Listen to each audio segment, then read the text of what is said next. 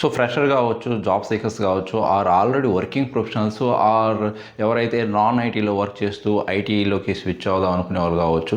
So చాలామందికి ఒక question ఏంటంటే, నేను నెక్స్ట్ 5 ఇయర్స్ నేను కళ్ళు మూసుకొని నేర్చుకునేది, నాకు అసలు ఇంకా లో రిస్క్, జీరో రిస్క్ ఉండే ఐటీ జాబ్స్ ఏమైనా ఉన్నాయా అంటే నేను ఒక 5 to 7 చెప్తానండి. సో ఇవి మోస్ట్లీ మీకు జీరో రిస్క్ ఉంటాయి ఈ ఆర్టిఫిషియల్ ఇంటెలిజెన్స్ టెక్నాలజీతో.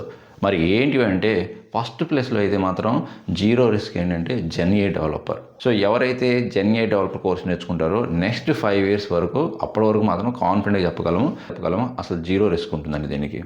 ఓకే. అండ్ నెక్స్ట్ ఏంటంటే AI engineer, artificial intelligence engineer కూడా సో జీరో రిస్క్ ఉంటుంది. సో వీటికి డిఫరెన్స్ ఏంటనేది నేను లాంగ్ వీడియోస్లో అయితే నేను అప్కమింగ్ వీడియోస్లో అప్లోడ్ చేస్తాను మన లక్కీ టెక్ యూట్యూబ్ ఛానల్లో. So GenAI developer, AI engineer, next థర్డ్ది data engineer. Not only data analyst అండి, డేటా ఇంజనీర్ కూడా low risk to medium risk ఉంటుంది. నెక్స్ట్ ఫోర్త్ ఏంటంటే full stack developers. Full stack developers అది front end and back end ఎవరైతే చేయగలరో వీళ్ళకి ఏంటంటే ప్రొడక్టివిటీ ఇంప్రూవ్ చేయడానికి ఏఐ అనేది ఒక అసిస్టెంట్లో హెల్ప్ అవుతుంది, కానీ కంప్లీట్గా అయితే ఇప్పట్లో రీప్లేస్ చేయదు. సో నెక్స్ట్ 5 ఇయర్స్కి నో రిస్క్, అంటే మీడియం రిస్క్ అయితే ఉంటుంది. అంటే కొంత ఏఐ స్కిల్స్ని కన్ఫామ్గా మీరు యాడ్ చేసుకొని ఉండాలి. ఎవరైతే ఫుల్ స్టాక్ డెవలపర్ వర్క్ చేస్తారో ఏఐ స్కిల్స్ని యాడ్ చేసుకొని మీ ప్రొడక్టివిటీని, మీ టైం సేవ్ చేసుకోండి. ఓకే. అంతేగాని ఇంకా ట్రెడిషనల్గా స్క్రాచ్ నుంచి అంతా నేను డెవలప్ చేస్తాను, నాకు సింటాక్స్లో మంచి స్ట్రాంగ్ ఉన్నా అంటే అది వర్కౌట్ అవుతుంది. And next cyber security professionals కూడా అండి. సైబర్ సెక్యూరిటీలో కూడా ఐఐఎం కానీ, ఎస్ఓసి అనలిస్ట్ కానీ, సెక్యూరిటీ ఇంజనీర్స్ కానీ, ఎథికల్ హ్యాకింగ్ కానీ, ఇవన్నీ కూడా మంచి డిమాండ్ ఉండబోయే నెక్స్ట్ 5 ఇయర్స్. సో వీటికి కూడా లో టు మీడియం రిస్క్ ఉంటుంది, కానీ ఎలాంటి ప్రాబ్లం అయితే ఉండదు ఏఐ టెక్నాలజీతో.